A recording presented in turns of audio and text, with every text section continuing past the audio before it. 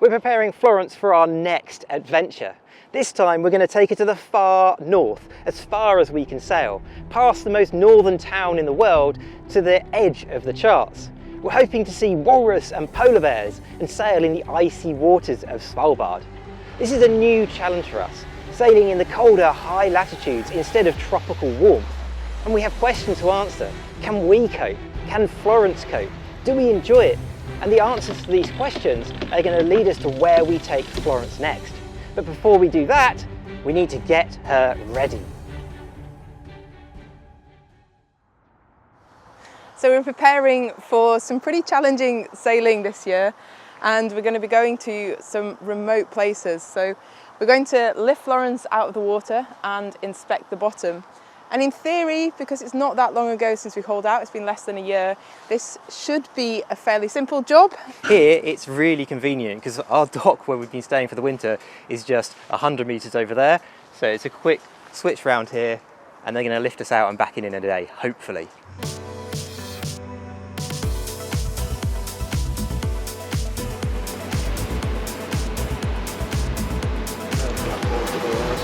So she's not too bad. She's been in the water a year now. We just got a light slime, so they're just going to take the light slime off, and then she should be good for another season without having to put any more anti-foul on. So that's really expensive, so I don't want to have to do that at all.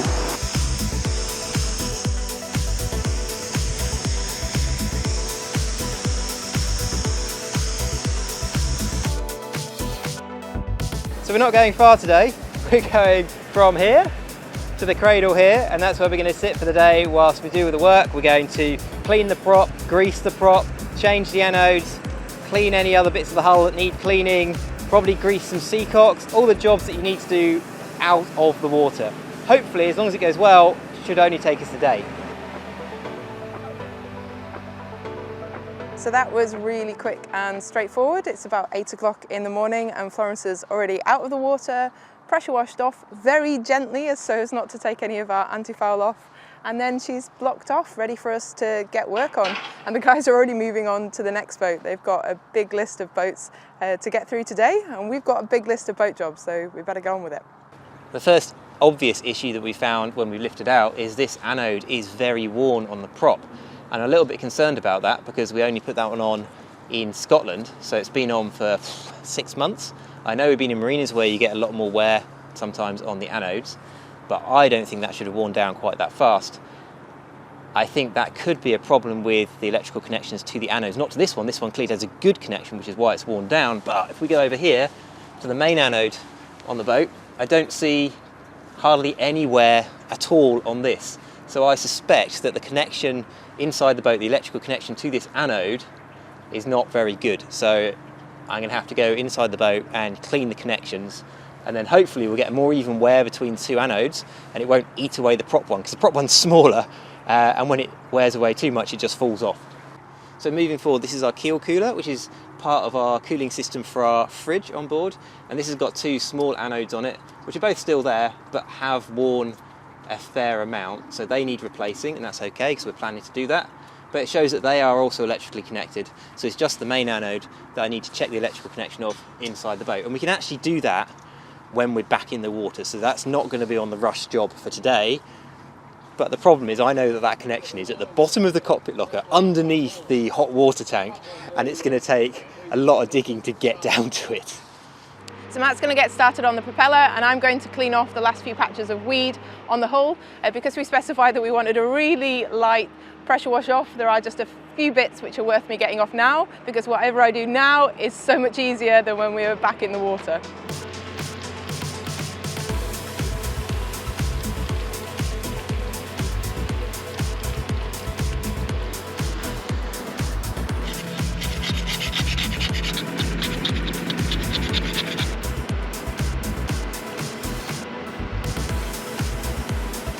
So that's the hull cleaned off. Probably got anti-foul all over my face, but now I'm moving on to the seacocks, which are the next priority. So they are all moving fine, shouldn't hopefully be a problem, but there's a couple of them that don't have a grease nipple, and so I need to take them apart to put some extra grease in it, which I think is really worth doing whilst we're out of the water. So I've just got 3 of them, and then the others I can hopefully put some grease in with a grease gun. Seacock is basically a stop valve for any of the drains that we have going out underneath the water line. So this one in particular is for the sink in the heads. So all of the Seacocks on Florence are the bronze metal Blake's ones, but I fully serviced all of the Seacocks when we hauled out, which was less than a year ago. Yeah, hopefully this should be a messy but not too difficult or time consuming of a job.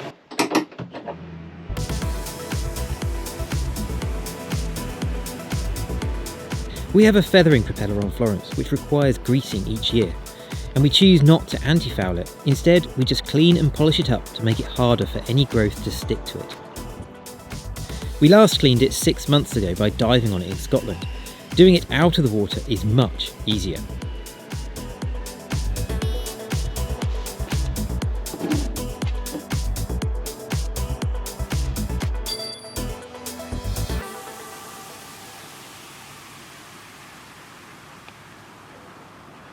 So now that we've got all of the essential jobs and checks done, I'm able to move on to something that is just a nice to have and much easier to do whilst we're on the hard, and that is sticking an extra layer of polish onto the hull. I cut back quite thoroughly the gel coat last year, so it's still in fairly good condition, but just one extra layer of polish should protect it for the season ahead.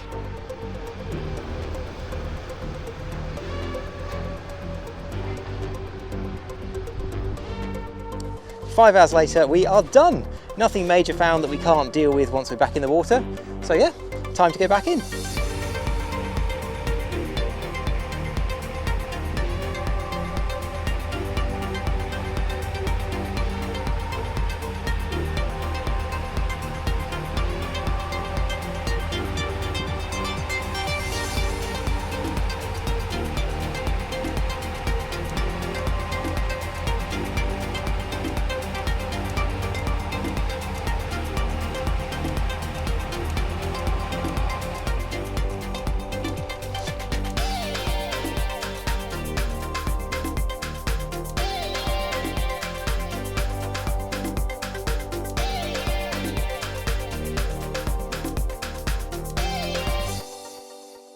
Right, time to try and check the connection to that main anode, which is at the bottom of the cockpit locker, underneath absolutely everything.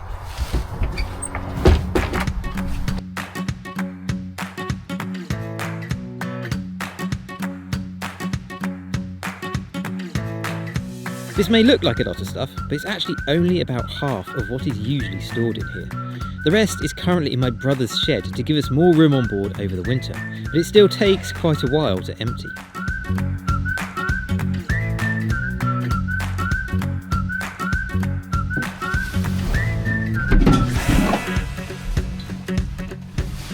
Unfortunately, this is difficult to remove. This is the calorifier which provides the hot water, heats up the hot water when we're running the engine. It also has an immersion heater in it, but the connection to the anode is directly underneath that. So that all needs to come out too.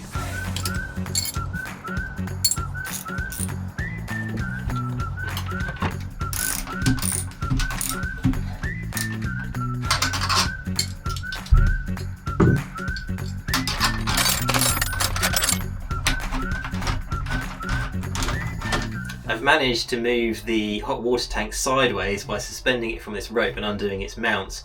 It's all on rubber hoses at the other end, so it can flex around a bit, which saves undoing everything. And now I can see down below it, and I can see where the connection to the main anode is, the bolt that comes through the hull from the main anode, and where the wires are connecting on. So it's obviously pretty dirty down there because it's down at the bottom, never been cleaned out for years. So I'm going to have to clean that out. The nut on the bolt looks shiny still, so hopefully I can still get it out off, although the bolt itself looks a little bit rusty. So I'll clean all that up, and I'm going to replace the wires. There's actually two wires on here. One goes to the engine block and one goes to the main ground point of the boat. I don't think it's a problem having two. I don't think it can hurt. I'm going to replace both those wires because I think when I get into there I'm going to find that they're corroded, and make sure that I use tinned wire so that it's more resistant to corrosion in the future. So after a couple of hours spent in the bottom of the cockpit locker, clearing that out, cleaning it all out, undoing the nuts. In fact, I couldn't get the nut off that had the wire on at the bottom, so I'm going to put another couple of nuts on at the top of the bolt and lock them against each other to make the new connection. But I've taken off the old wire which was bonding between the engine block and the anode, and on this end you can see that I've got quite a lot of corrosion in here. Now this, I'll be honest, I didn't replace this wire since we've bought the boat. I've replaced pretty much everything else with tinned wire, but this one was so difficult to get to that I didn't, and are now paying the price. So I've pulled it out and I've stripped back the cable on the other end, and you can see the outer, it's non-tinned cable and it's all black with corrosion. So just out of interest, pick the multimeter up here and see if we've actually got a connection, so see if it buzzes. So should give us a nice buzz, and I don't think it's going to, but we'll see. No, it's not. So if we just measure the resistance, so not low enough resistance to give the buzz, let's see if it's actually give us a measurement. So it's reading, it's bouncing around a bit, it's reading around kind of 200 ohms. So it's connected, but not very well. So hopefully that indicates that this is the source of the problem, the reason that our propeller anode has been wearing out so fast and the main anode hasn't. So I'm now going to replace this wire, and there's another one that goes from there to the main connection, to the main ground point of the boat. This one goes to the engine block. I'm actually going to replace them both, and then we're going to keep a really good eye on our anodes through the season. We're going to buy a couple of spare prop anodes, and we'll have to dive on that and just make sure it's all good. Hopefully before we get up to the really cold waters, so maybe we'll do it in Shetland as we go north, just to make sure that we aren't seeing those anodes being eroded away too fast.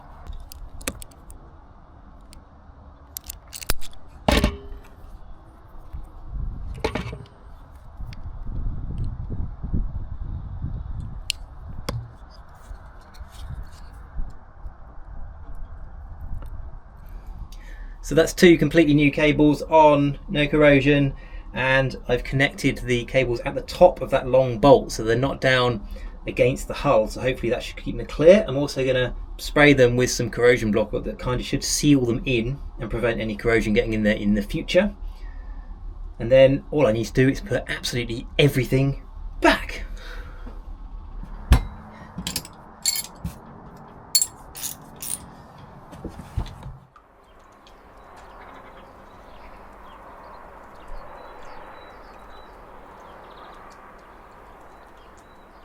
It's a beautiful, calm and dry day today, so we've taken the opportunity to put the mainsail up on the dock so that we can fully check it over, check all of the stitching and any wear patches so that we can repair them before we set off.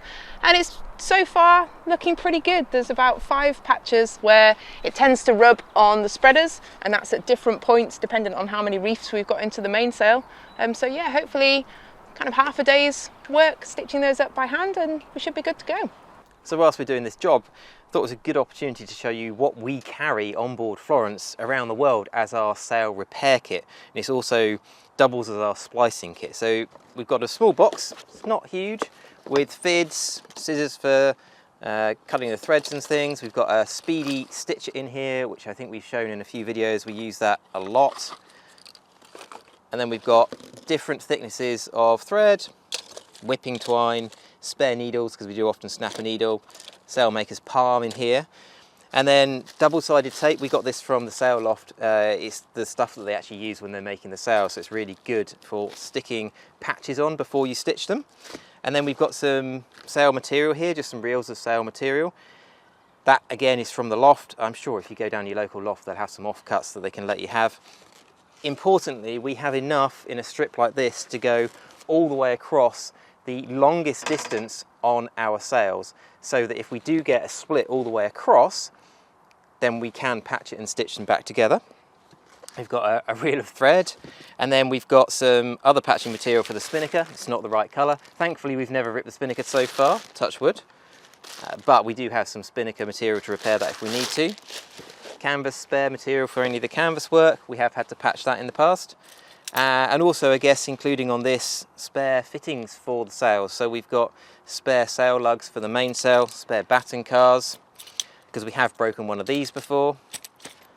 Yeah, but it fits into a very small space, and with that we can fix pretty much anything sail-wise. We also carry spare battens for our mainsail, but they're really long, so they don't fit with the kit. We slide those instead into our stack pack, which just got a couple of batten pockets in it, and that just keeps them out of the way on board.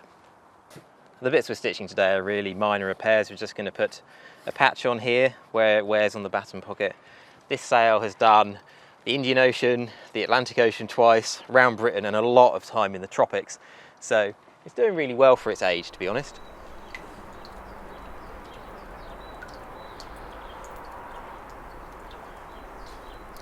So we've done all the easy repairs on the sail now, and just some slightly more difficult ones to do on the back edge of the sail. We've had some damage here on the back edge. I think this is where this part of the sail sits kind of curled up underneath the stack pack, underneath the cover when we're not sailing, and that's just been chafing against the back edge of this sail because it sticks up, and it's got some little holes just on the back edge here. It's still strong, but we don't want that leech line that runs through here to rip out the back of the sail when it's really windy. So we're going to put a patch over it like this, stick it, and also stitch it so it's nice and strong. But I know that I'm going to have trouble stitching this because here's one I did earlier a little bit further up the sail, and I found that I couldn't get my needle through the sail because it's so thick and strong on this piece. So I had to cheat and get the electric drill out with a 1.5mm drill bit to help make a series of holes which I could then stitch up. So I'm going to do the same here, and that's the last repair to do on the sail, and then that's all ready for sailing north.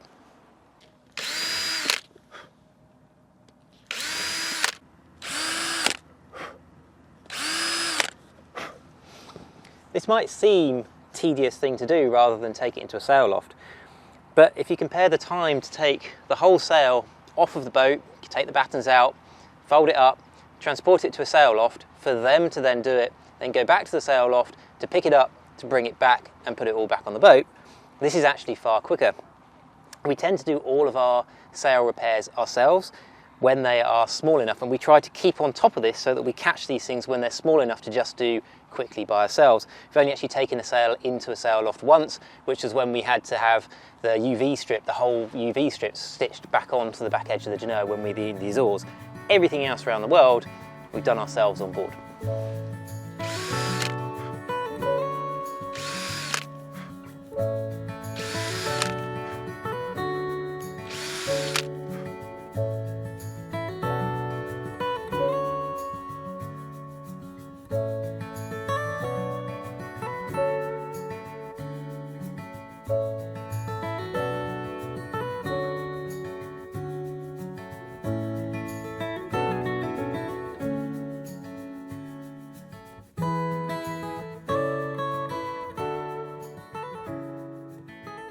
You might have noticed recently that Florence doesn't have a spray hood or a mainsail cover on at the moment, and that's because the sewing jobs needed on those were a bit more than we were happy to do by hand on board. They really needed a sewing machine.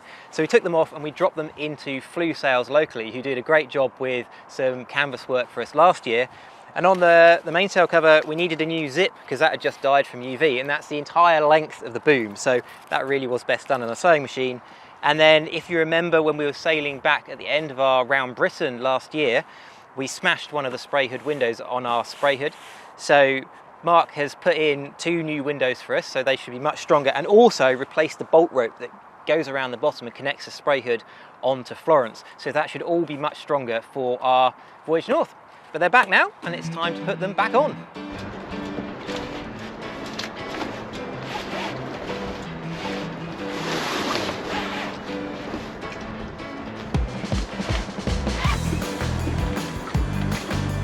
Get back your orbit. Good. Hi. Okay.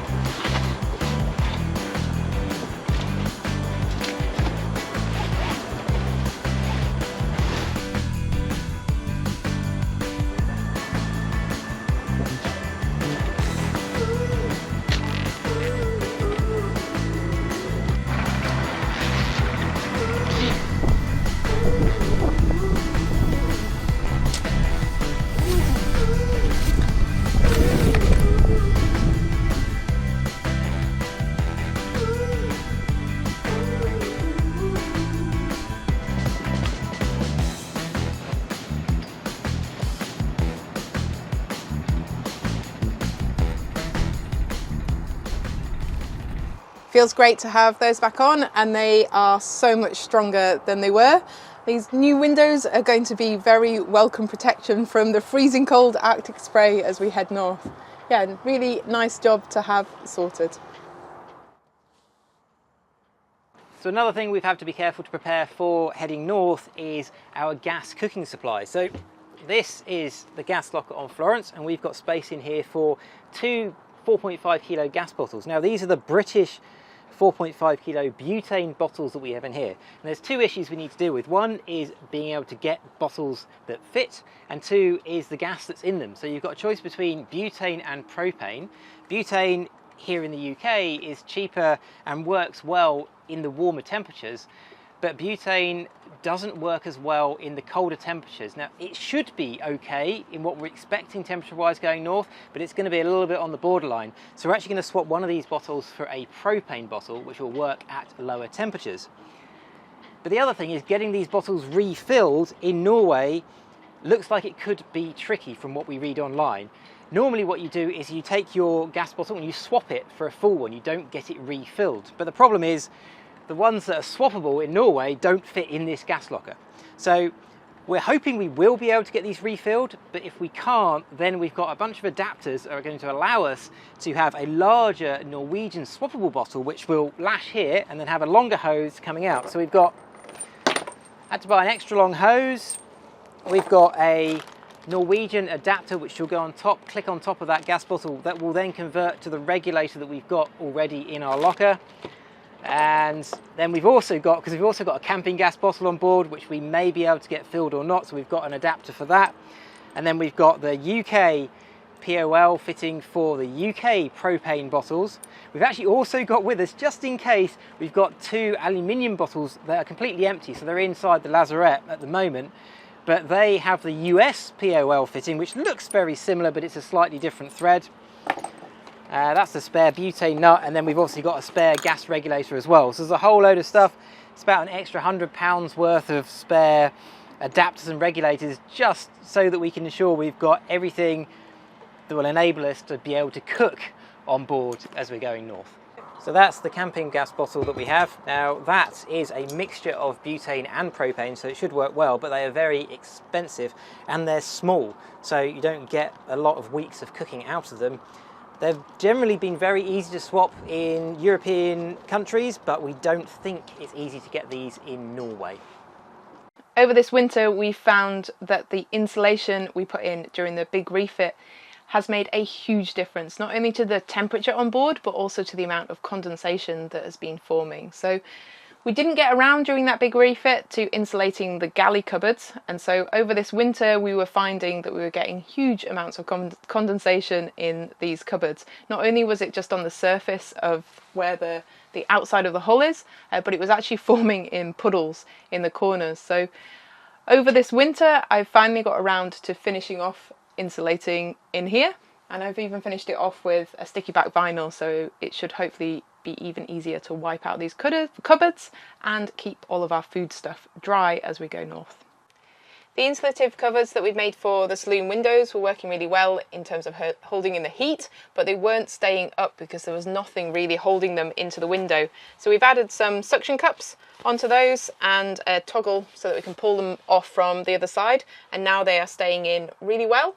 And we also now have a way of insulating the main hatches because they were just dripping in condensation over the winter.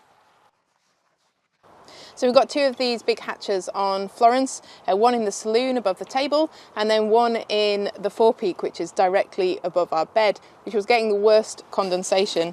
So I've made up some hatch covers with canvas, and then just on the inside I've stuck some of the same closed cell foam, and then these strap on over the top of the hatches, and this has made a huge difference. We now don't really have to wipe up the condensation from the hatches in the morning.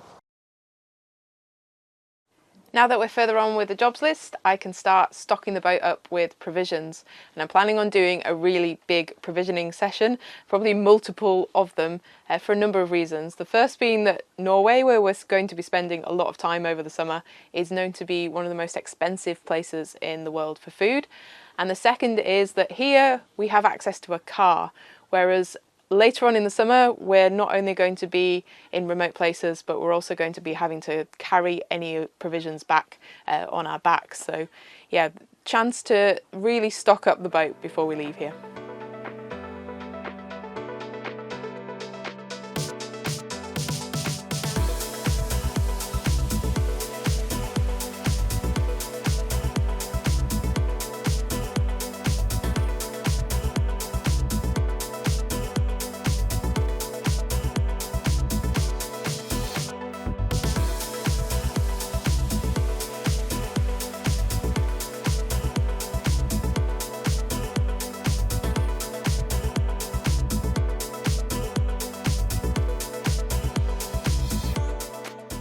So that is a lot of food that we have loaded on board Florence. We've been keeping an eye on her waterline, and it's now got to the point where I've been told that is enough, no more.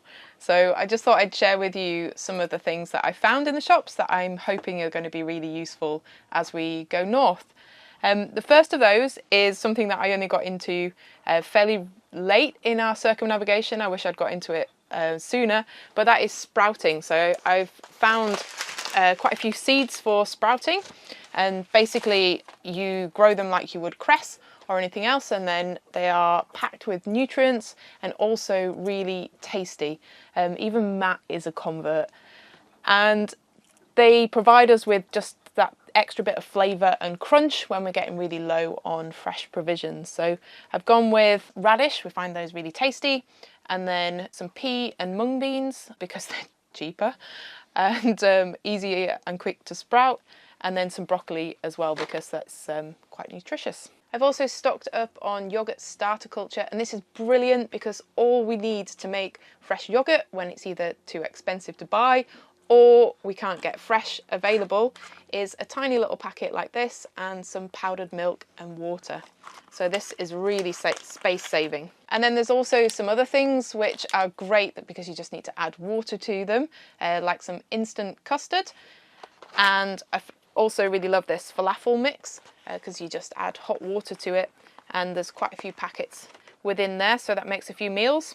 Although jars are really great because they last a long time, they are really heavy, and so I've tried to limit the number that we've got on board and focus more on things that are available dried. So things like dried mushrooms, because they're incredibly tasty and really good in a risotto. They are more expensive, but I think the weight saving is worthwhile. And then lots of dried fruit and nuts, and even olives in a packet, so that it saves the weight of the jar. One thing that gets difficult when we're sailing and we've been in a remote place for a while, we've not had access to a shop, is easy passage meals. So I have stocked up on some of those. We've got some beef casserole in a tin, find that one particularly tasty, and then some chili con carne, and this one is even better because it's in a packet, so it weighs even less. And then as a bit of an experiment for this trip, because I've not been able to find them before, we've even got some dried vegetables, which I'm hoping are going to be really good to add into soups and rice and anything else like that. I think it's unfortunately mostly leek and potato, but it should hopefully add a bit of flavour and nutrient when we're really in need of it. Before provisioning, I always check online to see what foods are allowed into a country or what limitations there might be. And I know a lot of places don't allow the sprouts. I think in Norway that they are okay, but they don't allow some meats and dairy, potatoes, and unfortunately a lot of alcohol. So yeah, we'll hopefully be okay with everything that we've got on board. I try to focus more on foods that I think are going to be much more expensive where we're going, and also that we might not be able to get in a simple local store. I've removed as much of the extra packaging as I can and stored things as compactly as possible, but we have got so many things in different places that I've actually had to resort to creating a spreadsheet so I don't forget where things are or how much we've got on board.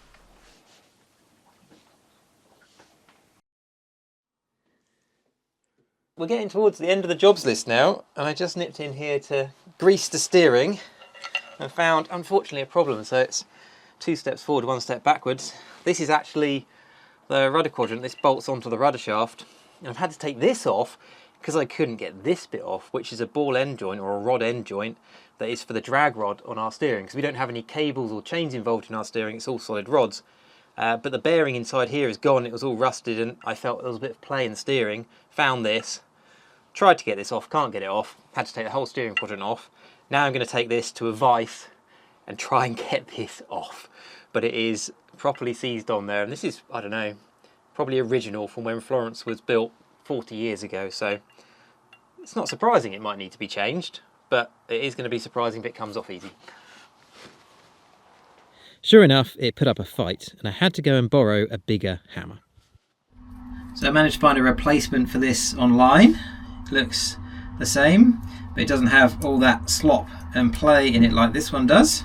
So this should just slot on, and we won't have as much slop in the steering system.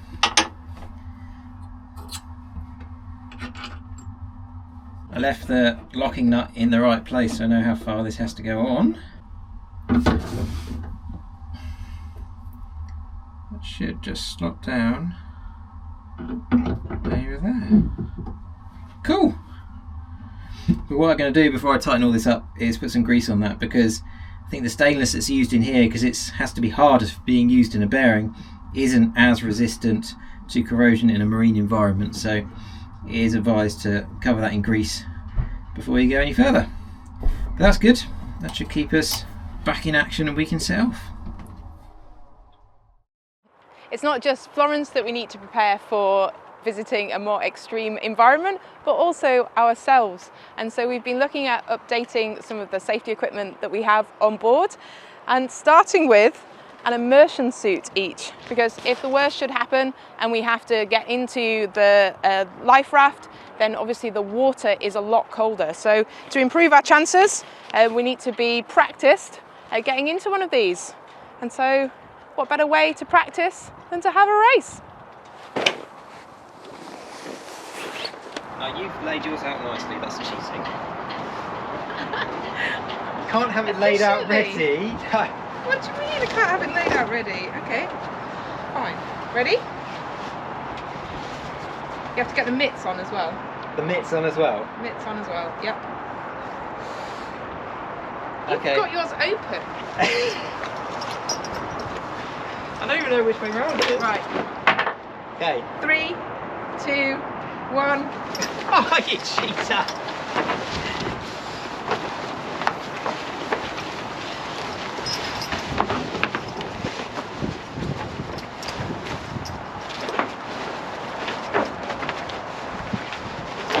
The wetsuit shuffle.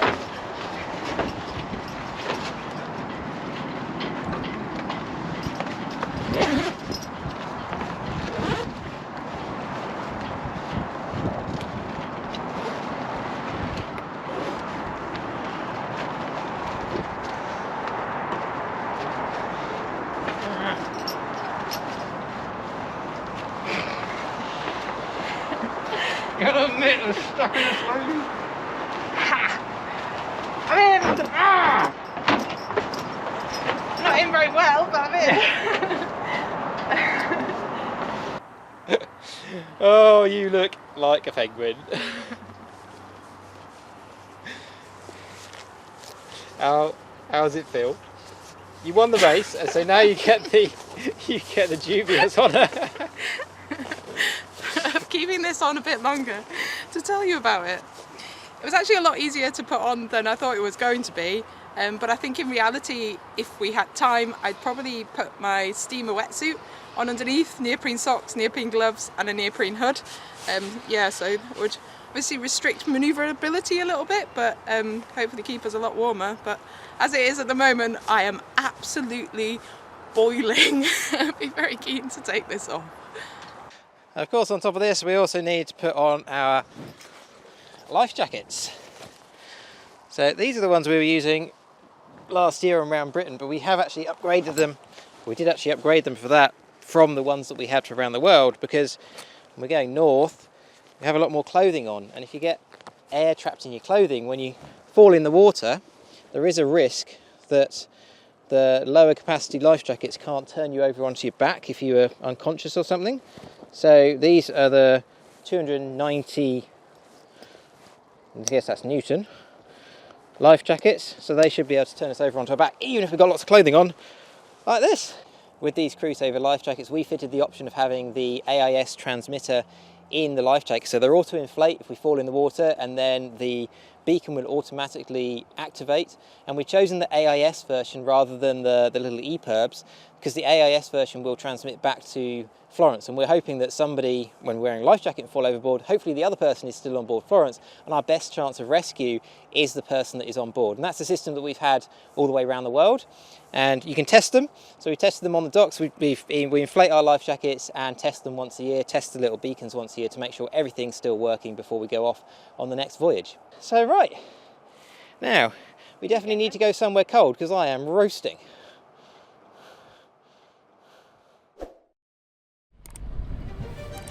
Next time we cast off the lines and head out to sea once more, but the Arctic is to the northeast and we find ourselves sailing to the southwest. For extra updates in between these bi-weekly videos, and to find out what we're up to in real time, head over to Patreon and join the crew. Of course, don't forget to subscribe to make sure that you don't miss the next episode here on YouTube. Continuing our voyage on Florence would not be possible without the support of our patrons. Thank you to all of you, and especially to our star patrons.